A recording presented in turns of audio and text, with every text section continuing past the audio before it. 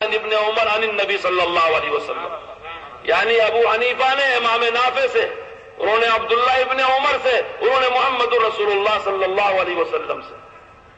قرآن کے علاوہ صحابہ کرام کے جمع کیے ہوئے حدیث شریف کے نسخوں کے علاوہ اسلامی لائبریری میں جو سب سے پہلی کتاب لکھا ہے وہ ابو حنیفہ نے لکھا، اور وہ سند کے ساتھ لکھا ہے۔ اسی کے طرز پر دوسری کتاب اسلامی لائبریری میں تیار ہوئی جو امام مالک نے لکھا، اس کا نام موطا ہے۔ پھر امام مالک کے شاگردوں نے اس کی نقل کیا، اس کا نام بھی موطا محمد اور موطا امام مالک ہے۔ ابو حنیفہ رحمۃ اللہ علیہ کے شاگردوں میں امام محمد رحمۃ اللہ علیہ نے 6 بڑی کتابیں لکھا، جامع صغیر، جامع کبیر، سیر صغیر، سیر کبیر، مبسوط اور زیادات۔ امام ابو یوسف نے کتابیں لکھا، جس طرح امام ابو حنیفہ اور ان کے شاگردوں نے کتاب تیار کیا، اس کتاب کی سند تابعین اور صحابہ کے واسطے سے رسول پاک تک پہنچتی ہے۔ میں آپ سے پوچھتا ہوں، انہوں نے یہ خدمت کیا کیا دین کو خراب کرنے کے لیے؟ کیا دین کو بگاڑنے کے لیے؟ امام مالک نے کتابیں لکھا، ان کے شاگردوں نے کتابیں لکھا۔ امام شافعی رحمۃ اللہ علیہ نے کتاب لکھا، اس کا نام کتاب الام ہے، چھپی ہوئی ہے، اٹھا کر کے دیکھ لو۔ امام شافعی سند سے روایت نقل کرتے ہیں کہ میں نے فلاں سے، انہوں نے فلاں سے، انہوں نے فلاں سے، اور رسول پاک صلی اللہ علیہ وسلم سے یہ روایت نقل کیا۔ چوتھے امام احمد ابن حنبل، ان کی کتاب مسند احمد میرے دوستو چھپتی ہے، ہزاروں حدیث اس میں ہیں، احمد ابن حنبل اسے سند کے ساتھ رسول پاک تک پہنچاتے ہیں۔ یہ ہے وہ فقہ جس کو ہم مانتے ہیں، یہ ہے وہ مسئلے جس کو ہم مانتے ہیں۔ دیکھو ایک سوال اور کر کے جاتا ہوں، جیسے ہماری فقہ رسول پاک تک پہنچتی ہے، صحابہ تک پہنچتی ہے، ہماری تفسیر رسول پاک تک پہنچتی ہے، ہماری حدیث رسول پاک تک پہنچتی ہے، ہمارے زمانے کے غیر مقلدین حدیث تفسیر کی کتاب کا مطالبہ نہیں کرتا، ایک نورانی قاعدہ جیسی کتاب پیش کر دے جس کی سند حنفی واسطے کے بغیر رسول پاک تک پہنچا دے۔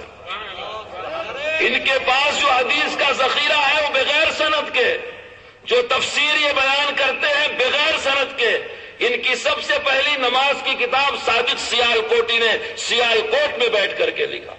ہماری نماز کی کتاب امام مالک نے مسجد نبوی میں بیٹھ کر کے تحریر کیا۔ ہماری نماز کی کتاب صحابہ کے دور میں تیار ہوئی، تابعین کے دور میں تیار ہوئی، ان کی نمازوں کو دیکھ کر کے وہ کتابیں لکھی گئی۔ اس میں نماز کے درجے بتائے گئے کہ نماز میں کیا چیزیں فرض ہیں، کیا چیزیں شرط ہیں، کیا چیزیں واجب ہیں، کیا چیزیں سنت ہیں، کیا چیزیں مستحب ہیں۔ وہ لوگ جو اس بات پہ جھگڑا کرتے ہیں کہ آمین زور سے پکارا جائے یا دھیرے سے، میں ان سے ایک سوال کر کے جاتا ہوں، آمین کا پکارنا زور یا دھیرے سے یہ صرف سنت کا درجہ رکھتا ہے، لیکن التحیات نماز میں پڑھنا علماء کی یہاں واجب ہے۔ تم یہ بتاؤ التحیات زور سے پڑھا جائے کہ دھیرے سے؟ حدیث صحیح مرفوع متصل تمہارے اصول کے مطابق بخاری سے، مسلم سے، ترمذی سے، ابو داؤد سے، نسائی سے، تم اور تمہارے سارے علماء مل کر کے بتاؤ کہ التحیات جو حدیث شریف میں پڑھنے کا ذکر ہے وہ زور سے پڑھا جائے کہ دھیرے سے پڑھا جائے؟ ہم سے کہتے ہو آمین کے بارے میں بتاؤ کہ دھیرے سے پڑھنے کی روایت میرے دوستو 17 رکعتیں دن اور رات میں پڑھی جاتی ہیں، اس میں 11 رکعتیں دھیرے سے پڑھی جاتی ہیں، 6 رکعتیں زور سے پڑھی جاتی ہیں۔ ان 6 رکعتوں کے 6 آمین کے جھگڑے پر اتنا بڑا خلفشار کہ مسجد الگ بنا لیا، جماعت الگ بنا لیا، کمیٹی الگ بنا لیا، چیلنج کا اشتہار چھاپ دیا۔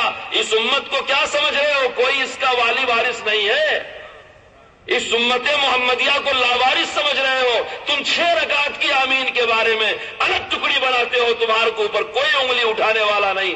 ہم اپنے عامت المسلمین کو سمجھا رہے ہیں تاکہ ان کو اپنے دین پر شرح صدر ہو جائے، تو ہم کو فسادی بتایا جاتا ہے۔ ہمارے تمام چیزوں کی سند رسول پاک تک پہنچتی ہے، تمہارے دین کے کسی ٹکڑے کی سند یاد رکھو ہمارے بزرگوں کے بغیر رسول پاک تک نہیں پہنچ سکتی۔ میں آپ کو بتا رہا تھا کہ وہاں ایک سوال تھا کہ تقلید جائز ہے کہ ناجائز ہے. میں آسان لفظوں میں سمجھاتا ہوں. ماہر کی بات ماننے کو تقلید کہتے ہیں. عقل بھی اسے مانتی ہے, نقل بھی اسے مانتی ہے, قرآن سے بھی یہ ثابت ہے, سنت سے بھی یہ ثابت ہے.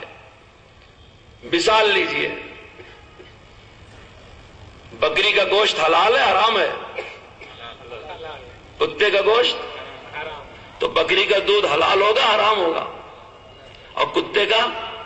وہ نہیں بولتے. بکری حلال تو اس کا دودھ بھی حلال, کتا حرام تو اس کا دودھ بھی.